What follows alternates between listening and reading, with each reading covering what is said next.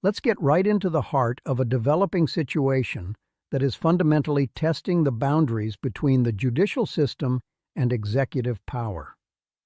We are looking at a scenario that historians might one day reference as a turning point in how American legal accountability functions. The focal point right now, December 2025, is a specific brazen legal maneuver taking place in a federal court. It involves Donald Trump, a federal judge, and a sealed report that could redefine our understanding of the classified documents investigation. But to truly grasp the magnitude of this, we have to look past the headlines and examine the mechanics of the court filing itself. Donald Trump's legal team has filed a motion directly with Judge Cannon. They are not going through the Department of Justice standard protocols.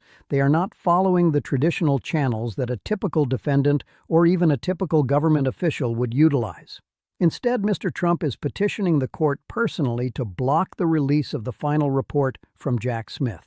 Now, we need to pause and analyze a specific legal term used in this filing because it paints a vivid picture of the strategy here. The filing is described as an amicus curiae motion. In Latin, amicus curiae literally means friend of the court. Historically, this is a mechanism designed for third parties, people or organizations who are not directly involved in a lawsuit but have a strong interest in the subject matter, to offer information or expertise to help the judge make a decision. However, in this context, the application of this term is staggering. Donald Trump is not a neutral third party. He is not an outside observer offering academic insight. He is the very subject of the investigation. He is the individual who was scrutinized for allegedly hoarding classified materials at Mar-a-Lago. For the subject of an investigation to file a motion posing as a friend of the court to suppress the findings of that very investigation is a legal paradox. It flips the traditional definition of the term on its head. The filing itself is not subtle. It does not rely on nuanced legal theories about executive privilege or national security redactions. Instead, the language used is aggressive and direct. The lawyers refer to Jack Smith as a rogue prosecutor. They place the title special counsel in quotation marks, visually delegitimizing the authority of the position. The core argument being presented to Judge Cannon is that the release of this report would perpetuate unlawful investigations. This is a critical distinction. They are not arguing that the contents are too sensitive for public eyes. They are arguing that the investigation itself was illegitimate from the start. By claiming the probe was unlawful, they are building a logic chain that says, if the investigation was illegal, the resulting report is fruit of the poisonous tree and must be buried. It is a bold, almost absolutist defense strategy that relies entirely on a sympathetic ruling from the bench.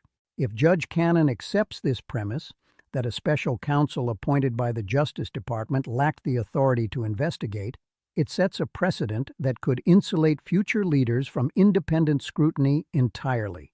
It transforms the Justice Department from an independent investigator into an entity that can be silenced by the very people it is meant to oversee.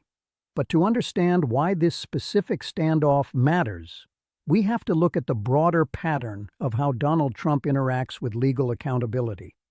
This isn't an isolated incident. It is part of a systemic approach to the court system. We can see this clearly if we look at the details emerging from a separate but related legal battle involving the Trump Organization and the falsification of business records. In that case, the testimony from Jeffrey McConney, the former controller of the Trump Organization, gave us a forensic look at exactly how financial maneuvers were executed behind the scenes. This is where the details become incredibly important. We aren't just talking about fraud in a general sense. We are talking about the specific mechanics of how money moved. McConney's testimony laid out a catch-and-kill scheme, but the underlying charge was the falsification of records. This is a technical white-collar crime that relies on mislabeling legitimate financial transactions to hide their true purpose. The testimony revealed a reimbursement cycle involving Michael Cohen, but it wasn't as simple as writing a check. We learned that there was a directive from Alan Weisselberg, the chief financial officer, to disguise these reimbursement payments as legal expenses. When you mark a payout as a retainer or legal expense in a corporate ledger, you are telling tax authorities and regulators that this money was paid for legal services rendered. If that money was actually a reimbursement for a personal payout, that ledger entry becomes a lie. That is the definition of falsifying business records. The testimony detailed a cumbersome manual process to ensure these payments happened. Checks were not just cut by the accounting department and mailed. They had to be sent from the Trump Organization to the White House.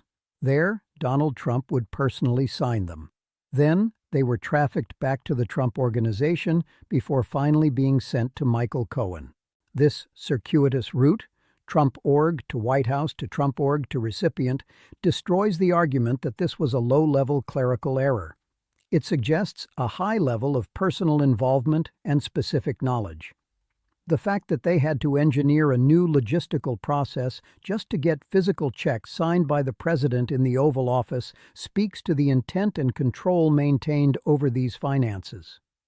This granular detail from McConney helps us understand the hands-on approach Donald Trump takes with his legal and financial entanglements, whether it is signing checks in the White House or filing personal motions to block reports in December 2025. Now, there is a third dimension to this dynamic, the political weaponization of legal consequences.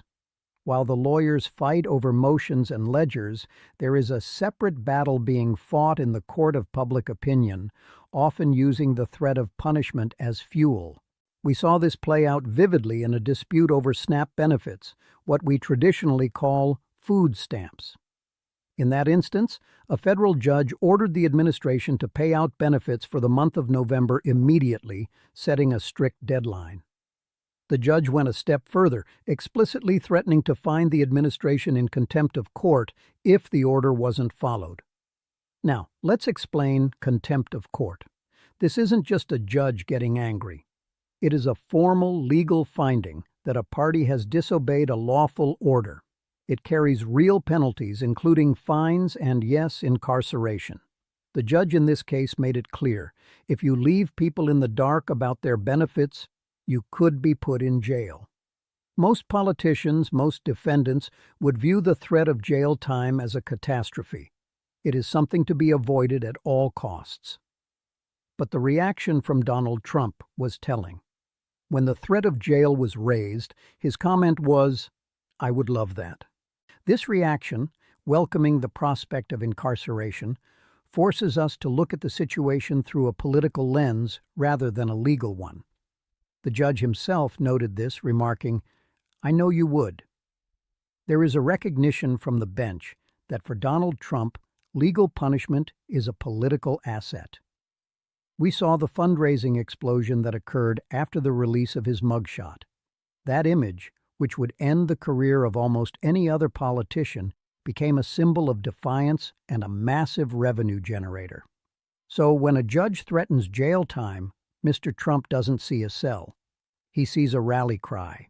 He sees a narrative of persecution that energizes his base. This creates a complex dilemma for the judiciary. The standard tool for enforcing compliance, punishment, has been inverted. If punishing a defendant makes them stronger politically, the court loses its leverage. The judge in the SNAP case openly discussed this difficulty. He acknowledged the logistical nightmare of jailing a figure with Secret Service protection. He talked about the burden on court staff and corrections officers. But more importantly, he touched on the optical problem, appearing to wage a witch hunt versus simply enforcing the law. When you combine these three elements, you get a clear picture of the current state of affairs. First, you have the procedural defiance, represented by the attempt to block the Jack Smith report. This is the use of friendly judicial appointees and aggressive motions to alter the historical record and hide investigative findings. It attacks the legitimacy of the investigator to nullify the investigation. Second, you have the operational control, represented by the Trump Organization testimony.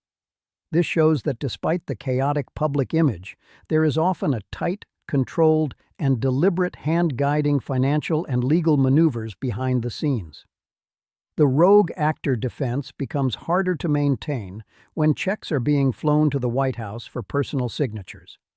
Third, you have the political inversion, represented by the SNAP benefits contempt threat. This is the strategy where legal losses are converted into political wins, neutralizing the ability of judges to enforce order through traditional threats of punishment. As we watch this motion regarding the Jack Smith report play out before Judge Cannon, we are not just watching a dispute over paperwork. We are watching a stress test of the American legal system. The question is no longer just what is in the report. The question is, does the system have the capacity to release it? If the argument that the special counsel was rogue is accepted by the court, it validates a worldview where the law is subjective and investigations are only legitimate if the target agrees with them. It suggests that with the right judge and the right pressure, the findings of the Department of Justice can be erased from history. The outcome of this filing will tell us a great deal about where the power truly lies. Will the established protocols of special counsel reporting hold firm?